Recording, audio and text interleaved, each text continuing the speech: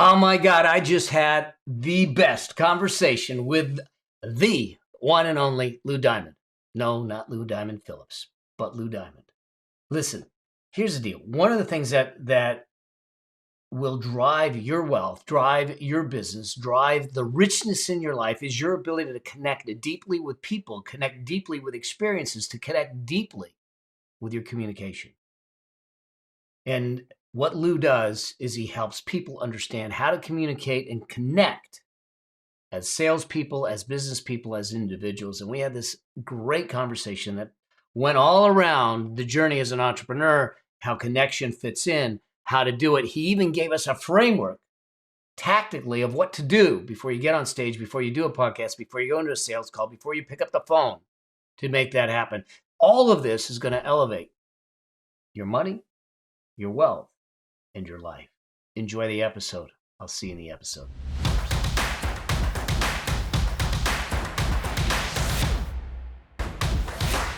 Hey there, Lou. So good to have you on the Affluent Entrepreneur Show, man. This is going to be fun. Let's have some fun.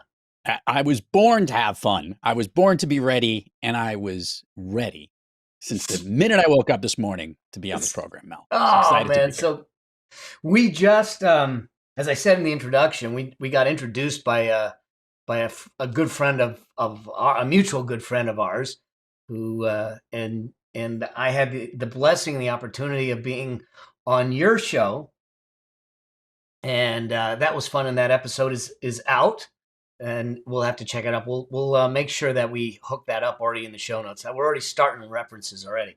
But here's the thing: some people don't know who Lou Diamond is, and they should. So let's just start back a little bit. Who is Lou Diamond? What does he do? And why does he do it? Oh, I like that. All right. So who I am, just to be clear, I'm not Lou Diamond Phillips, just to be clear. Although if you keep searching on Google, I'm pretty sure you'll run into Lou Diamond Phillips. He was a genuine gentleman. I've had a chance to meet him as well, which is a story for another podcast.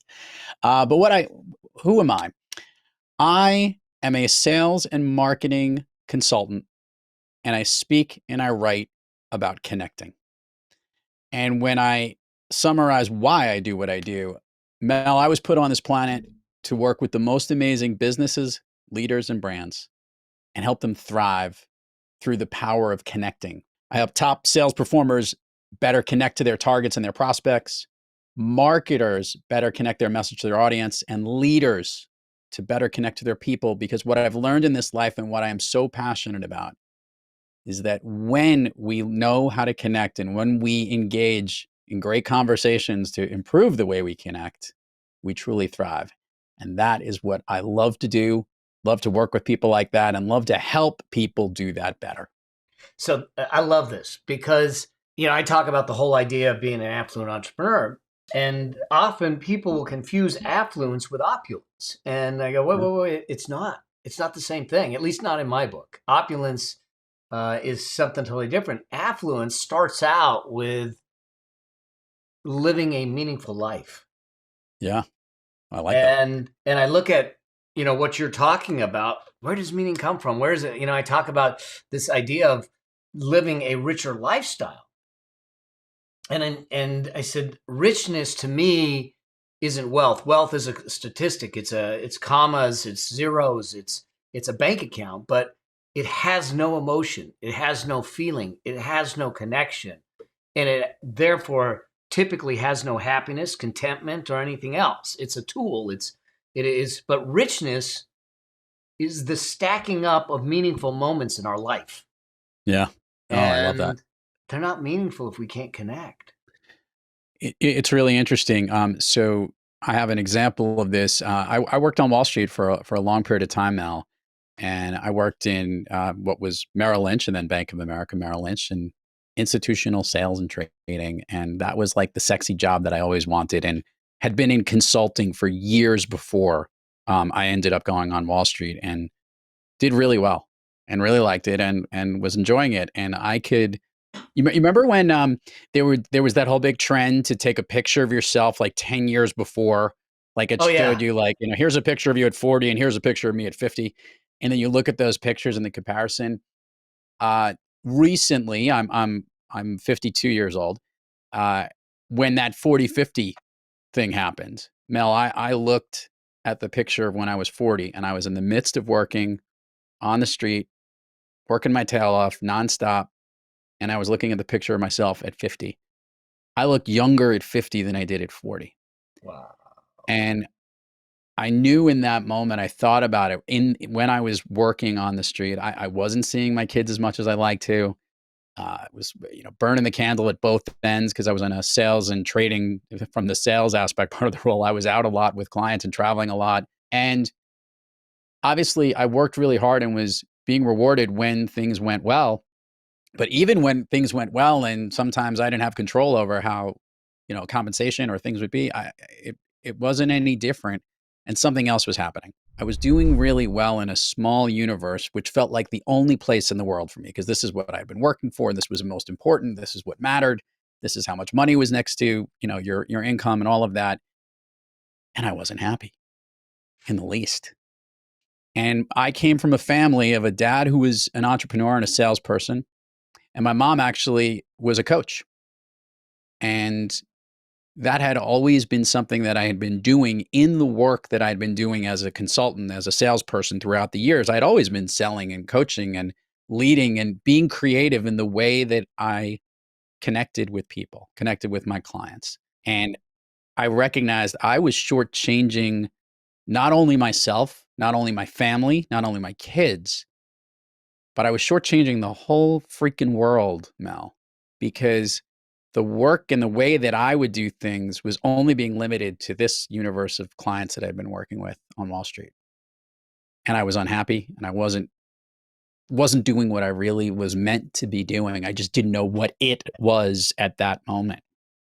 And that power of connection that I mentioned in the opening here was something I was always really good at, but I didn't actually know that other people didn't have the ability or the skills or the way of thinking about how to connect with other people. I just figured everybody did. I didn't realize Yeah. that not everyone did this. I had a certain way of doing things and a certain way that I knew I needed to be in every single interaction. And somebody actually, this is a true story, Mel. When I was trying to figure out what I wanted to do next, I recognized I wasn't happy. I wanted to do something different, but I didn't know exactly where in that place I could be and what I could do. And that entrepreneurial spirit of mine was just screaming out at me. It was like punching me so much that what it did, if you knew this about Wall Street, like you almost had to raise your hand to be let go sometimes. And by the way, there were layoffs and layoffs and layoffs and layoffs. And I was surviving every one of them because I was a very important person in the roles that I was in. And I wasn't getting paid so much money that they said, get rid of this guy. I was getting paid just enough money to keep him. And I just said, it was screaming and screaming and screaming for me to get out. And it was basically raising my hand saying, please, please let me go. Because I'm going to figure out what to do next, which is something I needed to do for those who worked on Wall Street. They pay you in weird ways, Yeah. which they can lock you in and stuff. But that's not important. And I knew that I had to stop and break and figure it out. But when I was trying to figure it out, a friend of mine took me on a trip to Las Vegas. He was running a technology company. He knew I was really good in sales. He knew I was trying to figure out what I wanted to do. He said, why don't you come out with me and see how we'll do at this event? One of those massive trade shows in Vegas. I go out there, Mel, and I'm meeting all these, people. And he's been at this show for 6 previous years. And he was questioning whether he would ever go back to this trade show. Within the 2.5 days that we were in Las Vegas, we signed contracts, 2 prospects that he'd been going after, which I helped bring together at that meeting. And within 30 days, there were 5 more people that we met with that also closed business with him. On the flight back, he handed me a napkin and a piece of paper and a pen. Napkin, I think the napkin was for the drink, which he ordered me. The pen was for something, and he gave me a pad, and he goes, I want you to write this down. I want you to write it down, what it is that you do that enables you to understand how you can better connect with people. Because what you did in this trade show, I've been coming for 6 years and I've never seen anybody do it better. And it seems like you don't think that this is a superpower. And that spawned the outline for my first book, Master the Art of Connecting. That spawned the outline for my company, Thrive, which was exactly what I said, to help companies, top businesses, leaders, and brands thrive through the power of connecting. And it launched my professional speaking career. It launched a high-end sales training and coaching career, is really the area that I've focused in the most, and working and in sales enabling a lot of organizations in different industries outside of Wall Street and other Yeah. areas. And it launched me on a path towards being that better version of a picture at 50 years old versus the one I was at 40. To see my kids, to live the life I wanted to, and in time become really good at it. This is so cool. I love this. I'm just taking notes because there's so much there that I want to, which way I want to go with this. But here's the thing. Let's start with this, and then I'm going to come back to the idea of sales. Because one, this show is about, it's about financial freedom. It's about entrepreneurship. It's about changing and improving the human condition. It's about a lot of things that, but I think that the two elements that you kind of hit on that affect that is, one, our ability to sell, which connects to our ability to connect, but also our ability to choose when we feel like maybe we're not on the right path and we're called to do something else. And I'd love to. This was not something we talked about, but and for everyone listening or watching, none of this is scripted, so who knows where this is going to go. So, but I'd love to explore what it was like for you to sit back and say, I had this path, Wall Street. I knew what I was going to do. I knew what I was supposed to do. Everyone expected it. Everyone looked at me. I'm going to make a U-turn. I'm going to make a left turn. I'm going to make a right turn. And that struggle, because I believe that there's a whole lot of people in that moment in their life right now. They may not be on Wall Street. They may be going to school, in school. They might be out of school. They might be in a career. They might be transitioning out of career in their latter, chapter of their life, season of their life, saying, what do I do now? Just to explore that decision and what it was like to make that decision and navigate that. Yeah. And I'll add two other things to build up to that point. For a couple of important caveats. First of all, I didn't hate the career I had on Wall Street. I loved it a lot. It had just changed a lot around me, and I had outgrown it and needed to be doing what I was doing more successfully outside of the umbrella of working for that company. In fact, I'd say a ton of the skills I learned on how to be a top professional really happened in that industry. And I am forever grateful for that, and for all of the amazing relationships and friendships I still have today from that industry. That's an important piece I want to put in there. I want to address something really quickly, because this is going to help lead into that next part. I don't know if you're either born or not born to have the ability to sell. What I do know is that the ability to connect is coachable. And that was a big difference. And I want to make this clear. And this is the connection you need to hear from this. I needed to, it wasn't a left turn, a U-turn. It was truth be told, it was Thelma and Louise drive off the cliff. Because you went from actually having I had 2 kids, a mortgage, a house, paying, getting ready to pay for college, and I'm driving off and I'm going to start my own thing right from scratch. Wow. Which is risky, and not everyone's born to do that risk, and not everyone knows that that's what's in them. However, there is something I always knew. I always knew that the ability to help salespeople, marketers, and leaders understand how they can better connect, which will help them sell, market, and lead better, was something that I could focus on. And I knew that I could always make a living doing it. I knew it was something inside of me that was in my DNA, as I mentioned, from my dad, who was always his own boss, and to my mom, who really has turned in, and it's still to this day working as a top career counseling coach. And she's one of the best listeners with clients I've ever witnessed, and it provides wonderful advice for helping people navigate their own careers. So here I was, literally driving down, trying to figure out how I can get that car across the canyon. But I recognized it wasn't a car. It was it was a DeLorean that could go through time. It was a time machine. The ability to choose for me to do that was something that was inside of me and is inside many of us. By the way, you don't have to leave your own job to experience your own entrepreneurship journey. You can I start your totally own agree. endeavors inside of companies. Yeah. You can do what I did and start your own business and your own brand. You can go work for a startup company that is more, equity than versus salary. The thing that is about being, to your point, a wonderful word, the affluent entrepreneur is embracing all the best qualities of inside of you, everything that makes you who you are, the incredibleness that makes you want to take on this wonderful life that we have, which is so wonderful and open with opportunities, and try it.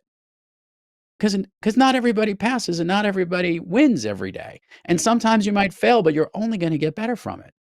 I think the hardest thing that people say to me all the time is, you and I are both podcasters. This podcast program that I have called Thrive Loud has over 800 some odd episodes, has actually been a huge revenue source for my business. Trust me, Mel, I had no idea that this was going to be a means by which I could actually grow my company. I thought it was an opportunity for me to get more speaking gigs and promote myself more on this medium. It turned out to be a phenomenal way to improve my skills and do something that has become really where I launched the car to the next level and plateau, which is helping people connect, engage, and win through great conversations. None of that happens without me taking the leap of trying and leaving Wall Street. None of it happens without me starting Thrive and figuring out where to go. Absolutely none of it happens without starting the podcast, because none of that leads to the path that enables me to figure out that what I was put on this planet to do was to help the world speak easy and connect with every conversation, which is how this whole thing came to be. And that came from one choice that built onto another and built onto another decision. What we need to do when we're in that moment and we're not sure what it is, you can choose to try it. Yeah. And your level of risk and your appetite is going to be different for everybody. But what I urge everyone who has a little bit of an entrepreneurial edge to them or wants to try something, start yesterday. Because I wanted to raise my hand way earlier, Mel. I wish I had started 5 years before I had done what I was doing. But of course, I didn't know that at that point. And Yeah. timing is what it is. And eventually something screams out at you. But it is important to recognize that you have to connect what you want to do inside with something that you can add value with. And here was the big part. The big thing for the greatest entrepreneurs out there is you have to find the void that's missing in this world and fix that problem, solve that problem, figure out that you're the person to solve that problem and match it up with your energy. That is where the entrepreneurship opportunity comes in. Again, that could be fixing a new cost accounting way inside your large organization. That could be helping people understand how to start their own financial practice and financial advisor like you. And that could also be working with these marketers, leaders, and everyone to figure out how they can communicate and connect better. That is the problems that we find. And when we're really good at it and we just own up to that superpower, dude, the world is our freaking oyster.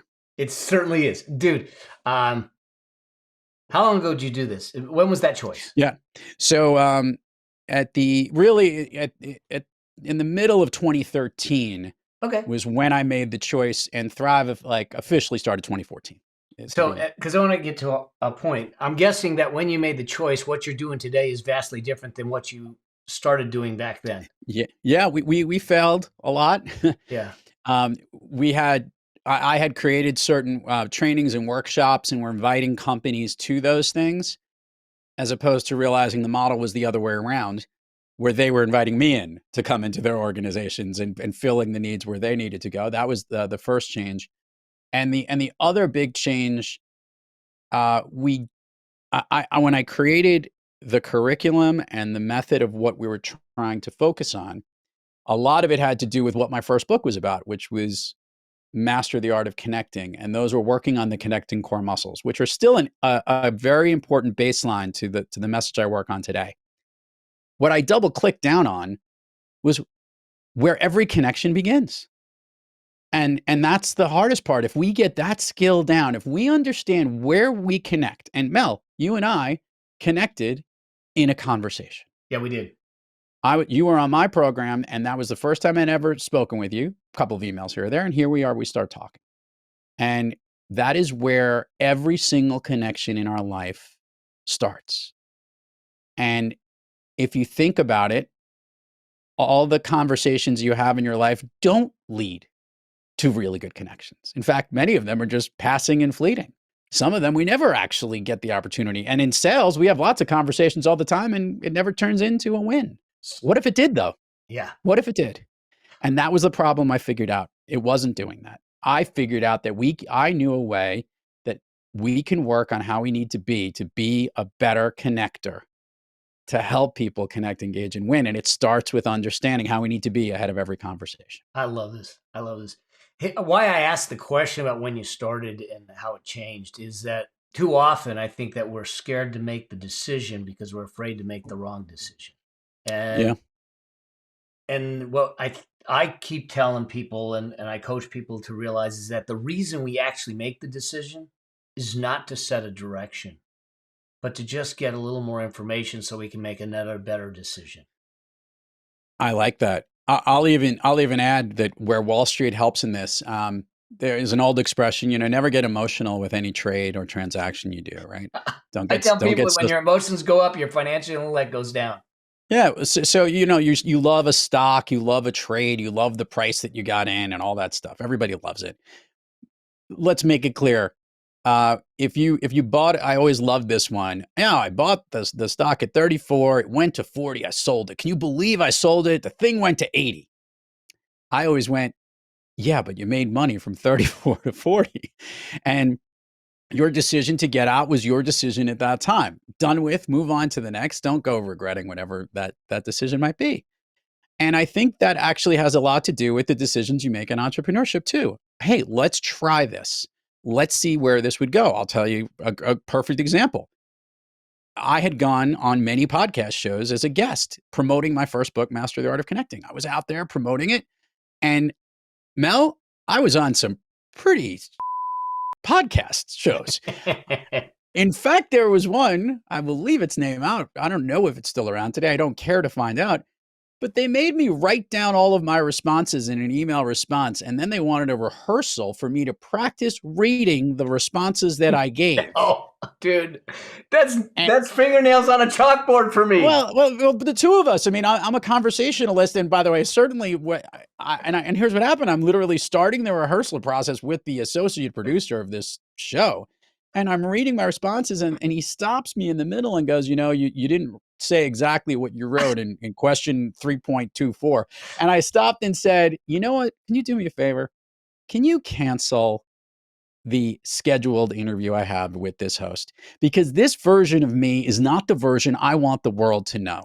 And I don't need to be on your program to actually waste another hour of my time to go do this. Please, let's cancel. And I hung up the phone and I called someone who had told me, I really think that you should start a podcast program. And I said, you remember what you asked me about the podcast program? I'm in. Let's figure out how to work it. And that's the type of decision, because in that moment I said, that's the right decision. This is where it is. And I knew that I could do a better job. In fact, my thought was, I'm going to create a program that's the exact opposite of what that guy's show is about. And it's these moments in our lives, Mel, that we have to take the choices, take the options and recognize, hey, let's do it and let's go. And by the way, some of these decisions are harder to do. Yeah, they are. Buying and selling a house, picking the time to time a market. Nobody does any of this stuff. You shared this in your message. No one times a market. And no one could time the entrepreneurial market or the decisions in your career either. What you can do is you can try as best as you can to take advantage of those opportunities. Some of them will work out. Most of them will not. And this is the big thing. It's the baseball stat, right? If you get 3 hits out of 10, you're a Hall of Famer. Okay? Yep. Understand. And by the way, all you need is one win that makes you who you are, that it gets you a chance to show, hey, I gave that a shot and that was the thing I loved. And if you get a chance to do what you love every freaking day, Mel, you're winning every freaking day. And that's what I wanted to do. And that's what I want to help other people do in whatever field they're in. I love this. This is so good because we're talking about, people that are looking at affluence, looking at wealth, looking at financial freedom, but it's really about life. Because Yeah. when it comes down to it, and you said something that this connection is so important, and I think we discount it. I think we discount it. We've gotten used to social media, these Zoom calls and technology, that we think that's connection. We misinterpreted. There isn't connection, and we think that we have to do these grand things to have an impact. But I have always said, and I remember when I met my wife, because I talk a lot about legacy.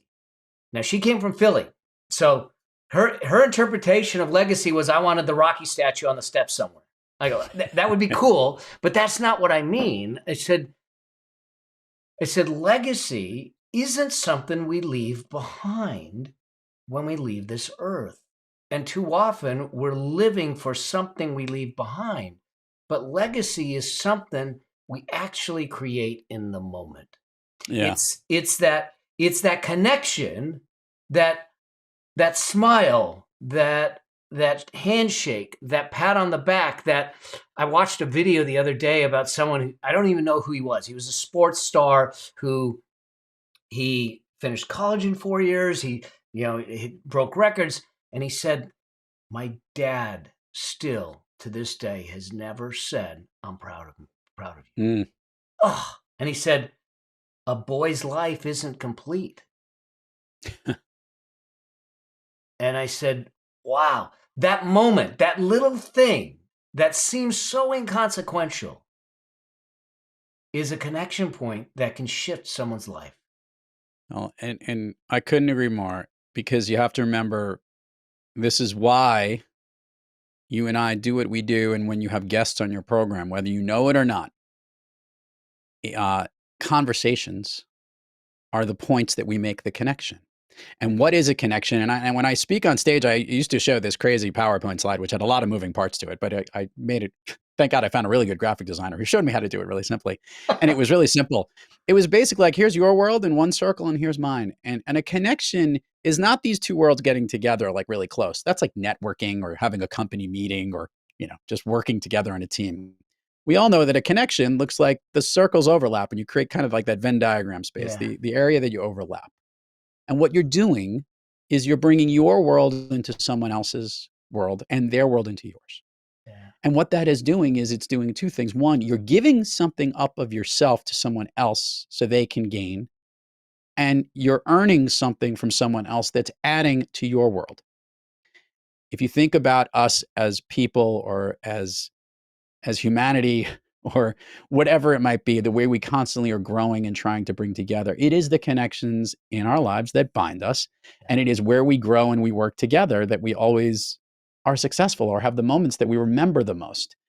And and that's when I got really passionate, Mel, into trying to understand, how can we do that more often? How can we always make sure that those circles connect? How can we make sure that every conversation we have creates the connection we need so we can have another conversation?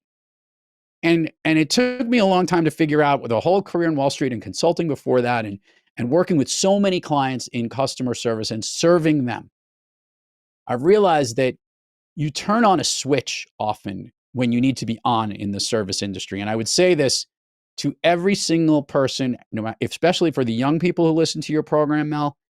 If you're looking to figure out careers and whatnot, I'm going to let you know the greatest thing you could ever do is work in service in some form or fashion.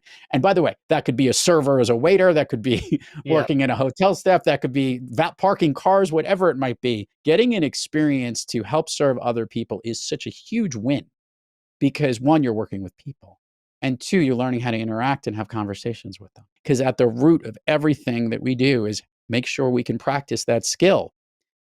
The pandemic did something really interesting to us, in that it kept us away from being together with people. It amplified a bunch of other things, like the medium you and I are talking on, and the ability to at least make sure that we kept talking, but a lot more conversations were being had because we needed to listen, as opposed to just gathering together and being a bunch of circles nubbing up against each other. These connections are where we do our best. This is where entrepreneurs thrive. This is where business leaders thrive. This is where us as human beings, to your Yeah. point, thrive and grow. So it's almost like our imperative. Forget about just what work you need to do. Every conversation you have in your life is a gift, Yes. and appreciate it for it being a gift. And when you do that with that sense of appreciation and gratitude, trust me, Mel, the person you're trying to have the conversation with is going to feel it from you and is going to sense your gratitude that you're spending the time with that person, and is going to do something so wonderful. They're going to either want to continue speaking to you or they're going to want to talk to you again. And that is why the gift and the appreciation that you can have of having a conversation is so vital. And that is like where it all begins. Doesn't matter what industry you're in, think about who you interact with and the conversations you have. This is what the skill you need to work on. This is the tool that you should be practicing. This is the way you should work on being a better connector each and every freaking day, Mel. I love this. So let me ask you a question. Can we get tactical for a moment? Yeah, do it. Bring it. So let's say that I'm someone that I can talk to anyone, but which is really alien for an accountant, but at the same time, it's kind of funny. Yeah. What did they say? An extroverted accountant looks at the other person's shoes, not their own. But here's the thing. Let's say someone doesn't feel like they're a good connector. Yeah. What's the one or two things they can start to do? Because this is going to permeate every aspect of their life, not just financial, but even more so that energetic, how they feel and how they experience life is going to be vastly different. Totally. So how do they go? What are one or two things they can do and put into practice? I'm gonna teach you something that I do, and this is truly, I drink the Kool-Aid in this. This is an exercise that I do before I start a podcast interview as a guest, like I did before this show. Whether I'm on the other side of the microphone and hosting my own program, whether I'm about to step on stage and speak, whether I'm about to conduct a workshop, whether I'm about to pick up the phone and make a sales call, doesn't matter what it is. This is what I do before every conversation I have. To make it real easy for your listeners, Mel, I connect my voice. VOICE. V, I visualize what I want out of this conversation. In this particular case, I'm providing information to your listeners on this show. I said, all right, I got to put on my giving hat. I want to share. In fact, connect your voice was one of the things I probably said. I want to visualize talking about this, and I want to see a great conversation. I want to make sure that the affluent entrepreneur listener is uplifted, motivated, and moves onward and upward from listening to Lou Diamond today. That's literally the visualization I have.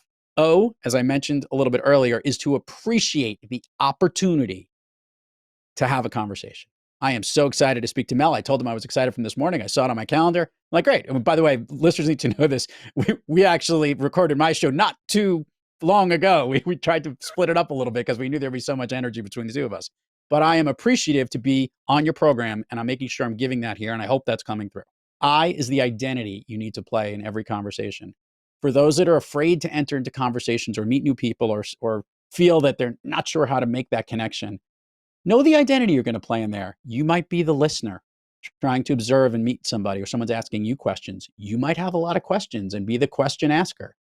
You might be an advisor, a consultant, whatever it might be in that role. Know the role you're going to play like you're going to step on a stage. That's the identity you need to play every time you have a conversation.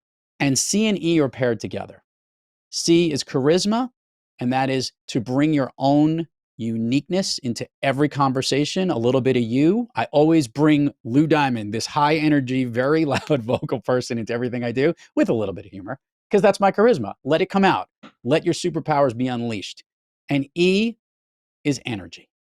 Because in a conversation, you have to raise it a little bit. Even if you're a quiet, introverted person, to connect with somebody, this is a connection. We have to elevate that moment, elevate the energy, because no one wants to connect with a dud. So good. So good. I love this. So voice. All right. We're going to make sure that we have this all in the show notes.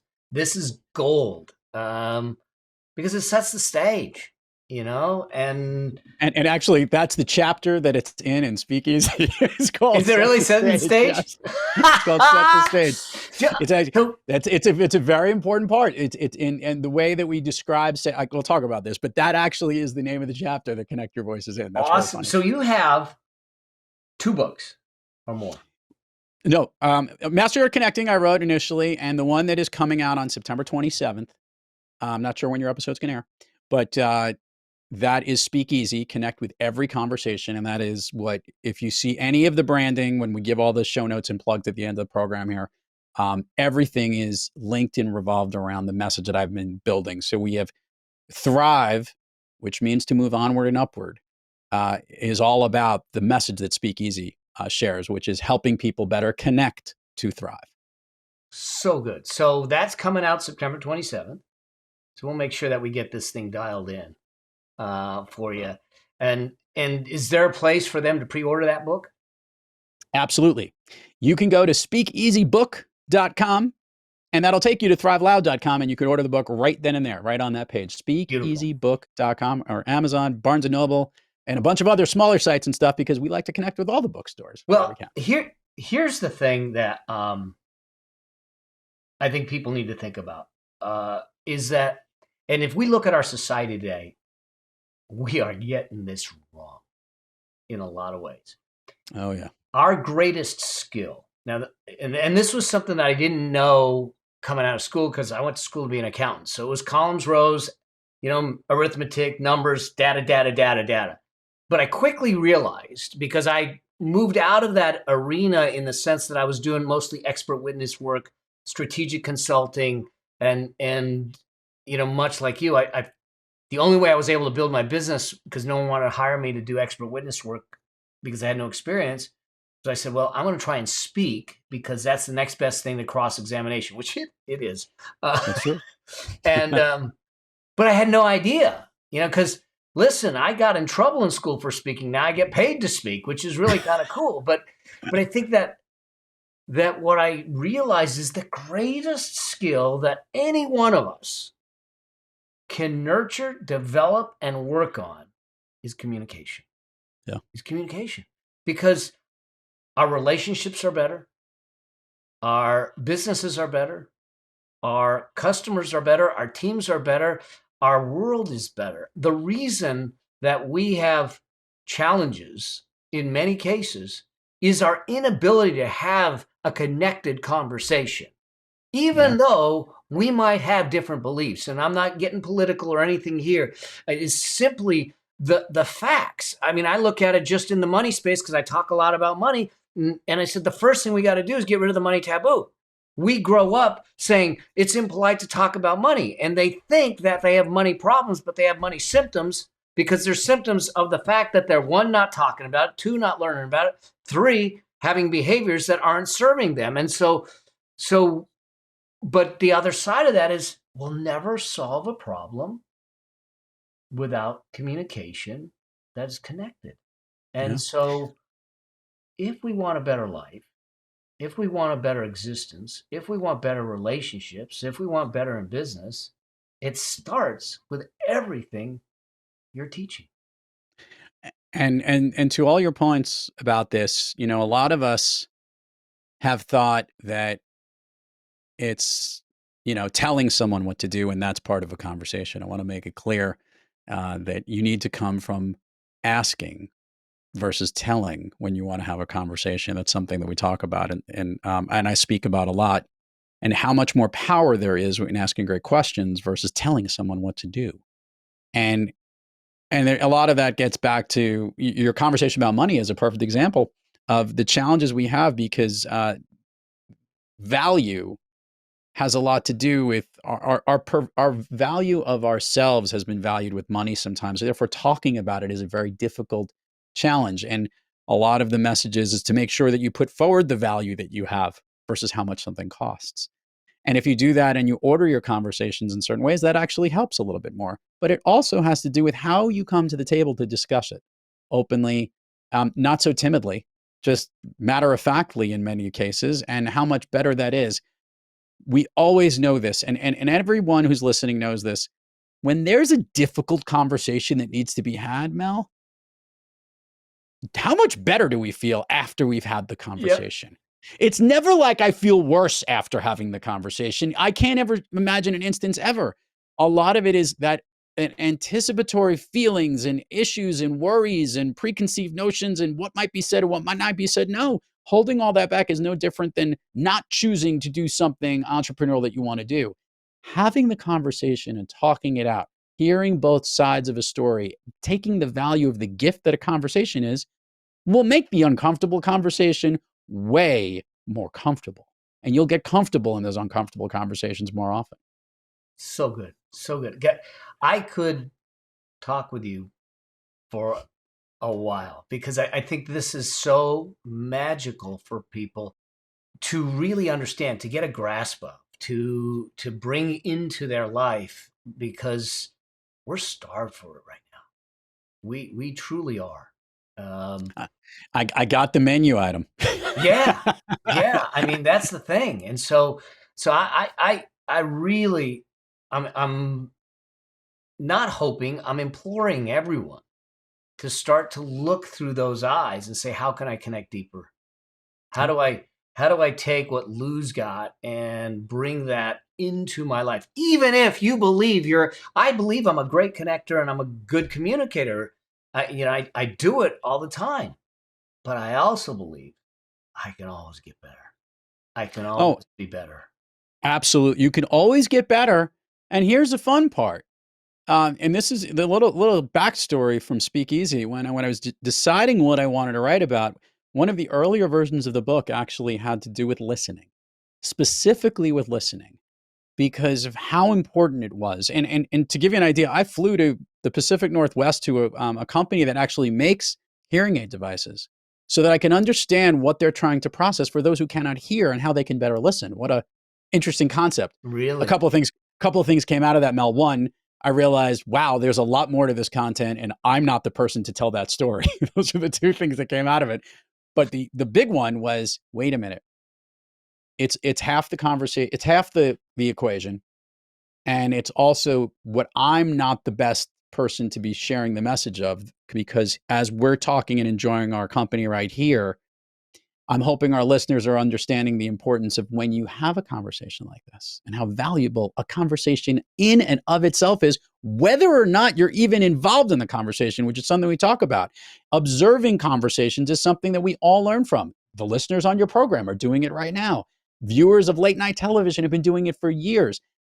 This content is some of the most valuable content that we have on this planet, and we're getting more and more of it. So, one, thank you, Mel, for putting on your platform and your program, The Affluent Entrepreneur, because let's make it clear, this is providing incredible connected content so other people can be better connectors in and of itself, because you're creating conversations.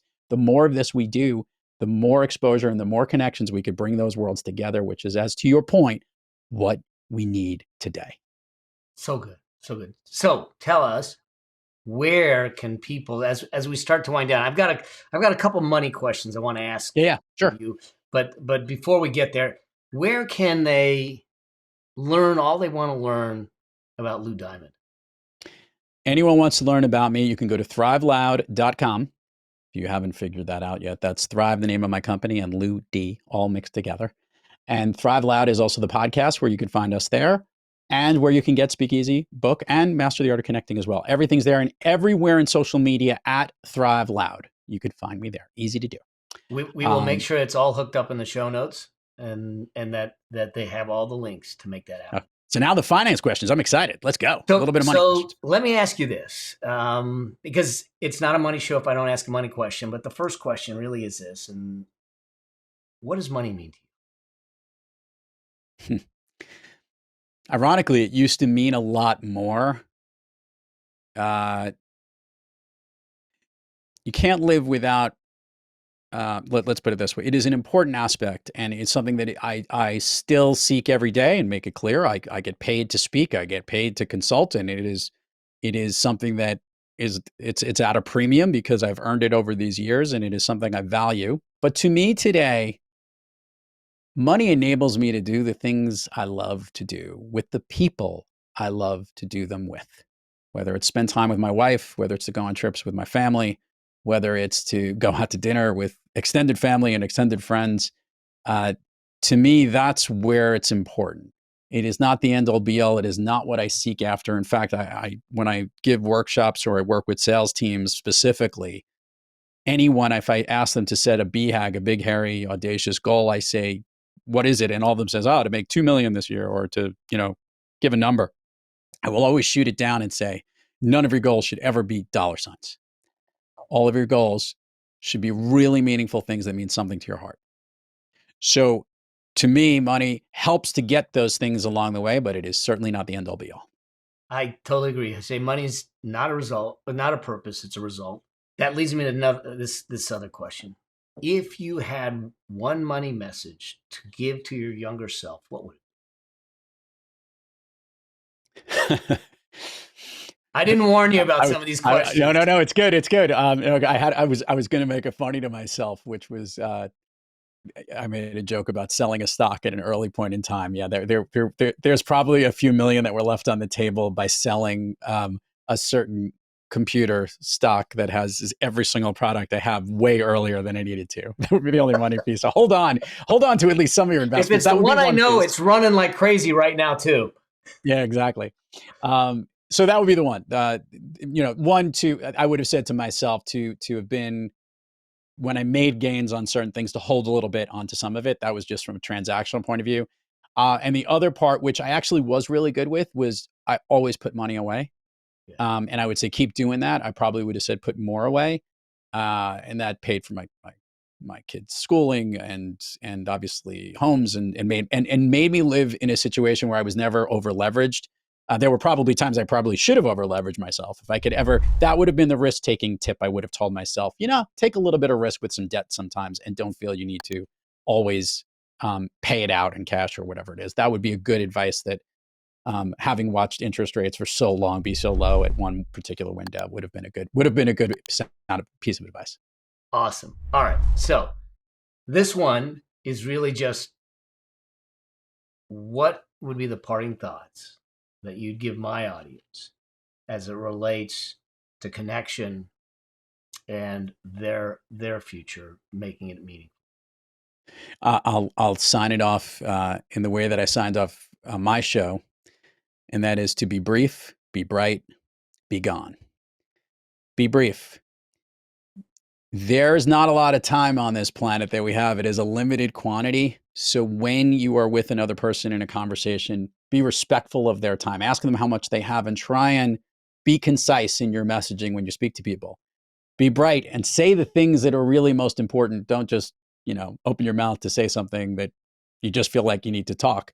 Say the bright and brilliant things that will elevate people, that will inspire people, and not to bring people down. Don't be harsh. Give positive, sun shining bright type of messages, diamond bright shining messages, if that helps you remember it. And be gone doesn't mean drop the microphone and walk up the stage. Be gone means move onward and upward. Every conversation you have should lead to another conversation with that individual. Always leave a path to make that next conversation better, because that is how your connections in life will continue to grow with everyone you have a conversation with. Dude, we should be dropping the mic on that. Holy moly. Thank you so much, Lou. This is going to be great. This has been awesome. And I know that this is going to lead to many more conversations with you and I.